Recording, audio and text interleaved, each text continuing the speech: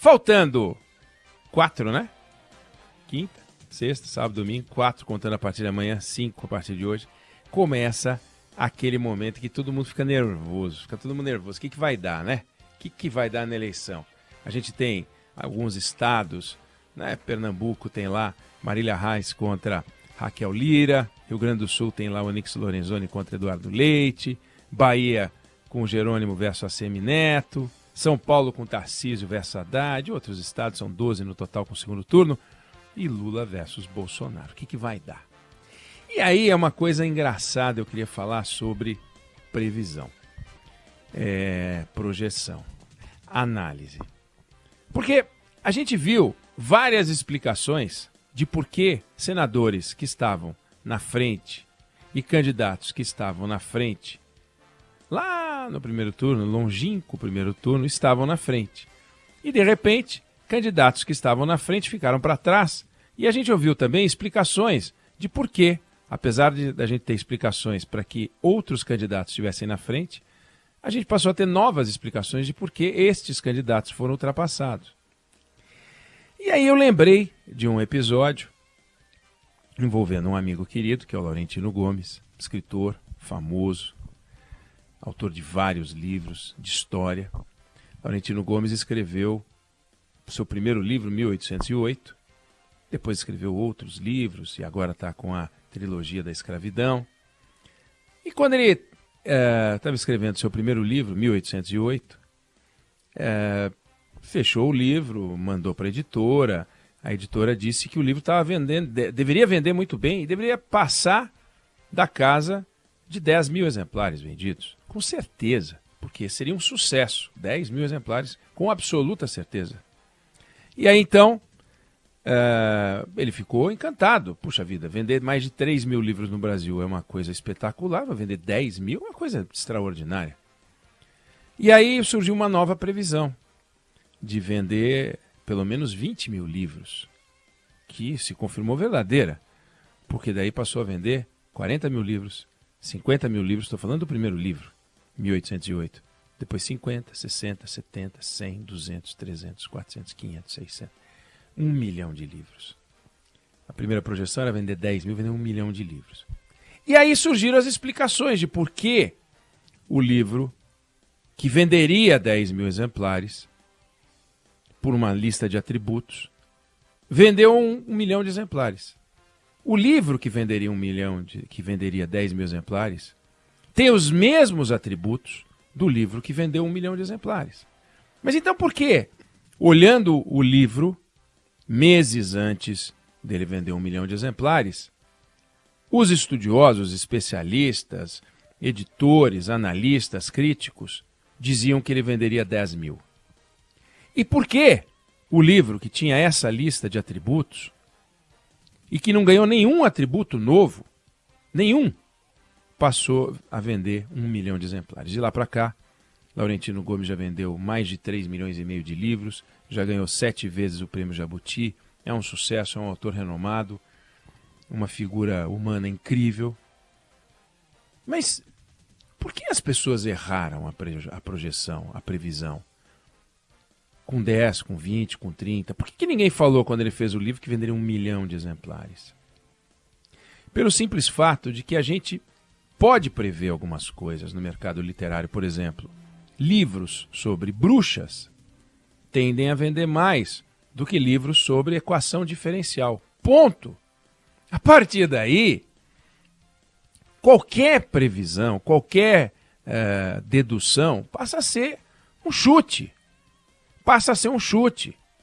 Então você tem autores como Laurentino Gomes, que são um sucesso, e outros autores com livros muito bons de história, densos, complexos, que trazem revelações e que não chegam a esse patamar.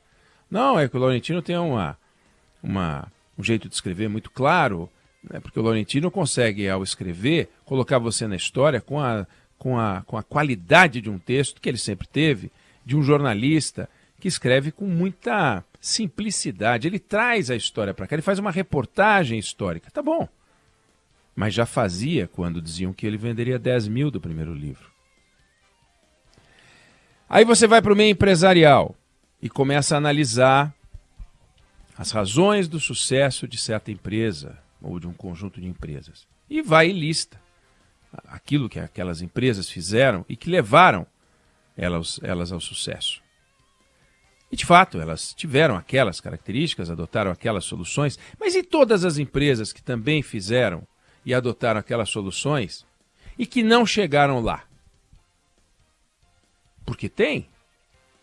E as que fizeram coisas diferentes dessa lista de empresas bem-sucedidas e que chegaram lá?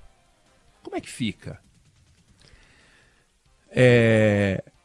Analisar as razões do sucesso olhando para trás facilita. Mas fazer uma projeção, fazer uma previsão, fazer uma análise sobre quem vai vencer na literatura, no mundo das artes, no meio empresarial, na vida profissional, nas relações afetivas e na política, é tudo muito complicado. Certa vez, e isso está num livro de um autor chamado Duncan Watts, Tudo é Óbvio Quando Você Sabe a Resposta, conta a história de um professor que chega para a classe e diz para os alunos que na Segunda Guerra Mundial os soldados de origem rural eram os mais felizes no campo. E os alunos, discutindo o tema, disseram, claro, eles estão muito mais acostumados com o trabalho exaustivo e, portanto, são os mais adaptados à guerra. E eis que o professor vira para o grupo e diz, mas não, os que mais se adaptaram, e eu não falava a verdade, são os soldados de origem urbana, não os de origem rural. E aí? Aquilo que parecia óbvio desabou, porque conviviam com uma resposta que nasceu da análise de algo que não era verdadeiro, mas parecia muito lógico. E então vem a resposta. Por que os urbanos? Porque estão acostumados com a vida caótica dos grandes centros e tal, e por isso se adaptaram melhor à Segunda Guerra. Bom, mas então os dois podem se adaptar bem, desde que você saiba quem se adaptou melhor. E aí a gente passa para a discussão da nossa vida agora, nesse momento. Quer dizer, Lula pode ganhar essa eleição? Pode. Bolsonaro pode ganhar essa eleição? Pode. Tarcísio Freitas pode ganhar a eleição em São Paulo? Pode. Fernando Haddad? Pode. Pela pesquisa atual, e é tão curioso o que eu vou dizer aqui, que anteontem eu já dizia que a aposta em Tarcísio de Freitas era muito mais segura do que apostar no Lula, Bolsonaro, qual dos dois venceria. Aí saiu uma pesquisa mostrando que o Haddad apertou para cima do Tarcísio. Veja só, mudou o cenário. E aí como é que você vai explicar? Né? Então, o Onyx Lorenzoni versus Eduardo Leite. Eduardo Leite está na frente do Onyx Lorenzoni. Então, vamos dizer, bom, qual é a fórmula do sucesso do Eduardo Leite, que pode virar governador? Muito simples. Você renuncia ao cargo de governador e, em vez de disputar a reeleição, você tenta ser candidato a presidente. Aí, você perde a prévia para o seu oponente, que você tenta destruir. Como pode, e briga, e xinga e tal. Perde. Aí tenta mudar de partido. Não consegue. Aí você pega e volta para ser candidato ao governo, ao qual você tinha renunciado. Essa é a fórmula de sucesso para ganhar a eleição, se ele ganhar. Essa é a fórmula de sucesso. Aí se perder, vai dizer, foi por isso. Mas e se ganhar? Foi por isso? Ou foi apesar disso? Então, o debate político torna as coisas muito complicadas. Bolsonaro vence a eleição. Bom, também a economia melhorou. Lula vence a eleição. Bom, também ele tem uma imagem de uma pessoa que se preocupa mais com os mais pobres. Lembra? Foi ele que fez o Bolsa Família. E se ele perder? Bom, mas também não conseguiu vencer as explicações sobre corrupção. Entendeu? O que eu quero dizer é que as explicações vindo depois, e elas vêm depois, fica parecendo que os analistas conseguem operar com um alto grau de exatidão sobre a explicação para os fenômenos, alguns fenômenos que não tem como explicar. Não tem como explicar. Nesse mesmo livro, Tudo é Óbvio Quando Você Tem a Resposta, você pega um grande incêndio numa floresta. Ele começou com um fenômeno, que é um fenômeno físico, químico, uma faísca, um cigarro, um fogo espontâneo, sem muito significado, de grande consequência. Ninguém faz uma análise profunda sobre como aquele foguinho começou. De só que foi uma faísca. E quando vem um fenômeno social, no entanto, a gente tenta dar um valor e uma dimensão que ele tem a força de uma fagulha, de uma faísca, e depois vai ganhando tamanho. E são coisas espontâneas, muitas vezes, que se replicam, que se multiplicam, sem que a gente saiba exatamente qual é que produziu o estrago. Então, chamar e tentar classificar o presidente Jair Bolsonaro como canibal, por exemplo, se ele perder a eleição, vamos dizer, também com tanta denúncia, tinha o canibalismo, pintou um clima com as jovens venezuelanas, e ele deu declarações estapafúrdias, coisas que eu já disse aqui. Aí ele ganha a eleição disso também, tentar colar nele coisas malucas como canibal, ou sugerir que ele tivesse qualquer interesse em jovens de 14 anos, beira o ridículo. E é assim que certos fenômenos sociais acontecem. Claro que cabe aos analistas, e é para isso que a gente conversa com os nossos especialistas, os nossos estudiosos, para jogar luz em certos fenômenos.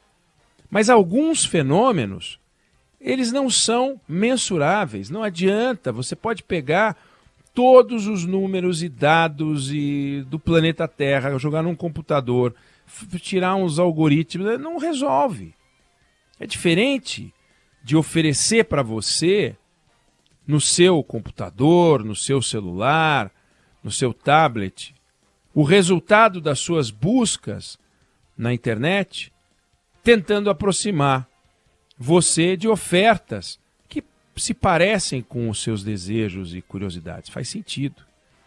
Mas no campo da política, é tudo muito estranho. Parecia haver espaço para a terceira via. Todo mundo que apostou na terceira via quebrou a cara. Que papo de terceira via é essa? É esse? Não funcionou. Mas quando você perguntava para as pessoas, vocês acham que é legal esse clima polarizado? Não, ninguém acha legal, mas nem os bolsonaristas mais radicais ou os petistas mais radicais acham legal. Eles querem acabar, desde que seja acabar com o outro lado. Eu quero acabar com a polarização, ou seja, eu quero acabar com aquele com quem eu antagonizo. Não quero eu mudar para uma posição mais cordata. Eu quero que o outro concorde comigo ou seja eliminado, se não fisicamente, que suma das redes sociais, que pare de me perturbar. Então, o fim da polarização é desejo dos que mais polarizam. Razão pela qual as pesquisas podem ou podiam sugerir que havia espaço para um ambiente de terceira via, de equilíbrio, de reflexão e tal. A gente cobra e reclama e fala, e é nosso papel dizer que é absurdo imaginar que essa campanha, marcada por um número de ataques inédito, com uma agressividade assombrosa, não tem proposta. A gente cobra isso e fala, e no entanto, a sociedade, os eleitores, as pessoas, nós, vamos às urnas e sem nenhuma forma de rebeldia, a gente não deixa de votar nos candidatos porque eles não têm proposta. Porque a gente tenta analisar quem é que se parece mais com aquilo que a gente acredita e quem é que se parece mais com aquele capaz de acabar com as chances do outro em quem a gente não acredita. E simples assim. Pô, mas ele não falou nada do que vai fazer nessa área ou naquela. Ah, tudo bem, não é bom, mas tudo bem, é o meu candidato, é o meu guri. Trazendo isso, hoje, dia 26, faltando 5 dias para a eleição, para a gente não achar que o desejo de que o seu candidato ganhe significa que o seu candidato tem atributos que ele não tem, ou que outro candidato não tem atributos que tem. O conjunto da sociedade vai fazendo leituras fragmentadas e vai se mexendo. Do contrário, fosse tudo tão previsível, os marqueteiros ou seriam dispensáveis ou todas as eleições terminariam empatadas, porque todos fazem pesquisa, todos tomam decisões e elas são decisões que se chocam muitas vezes. Nem tudo funciona. Então é isso, deixar claro que a gente trabalha com uma sociedade que tem 156 milhões de eleitores, dos quais 115 vão votar, 114, foram 118 no primeiro turno, vão levar seu voto às urnas válido. Como 114, mais de 100 milhões de pessoas decidem, é pela soma das mais de 100 e tantas milhões de apertões no teclado. E o resultado disso acabou.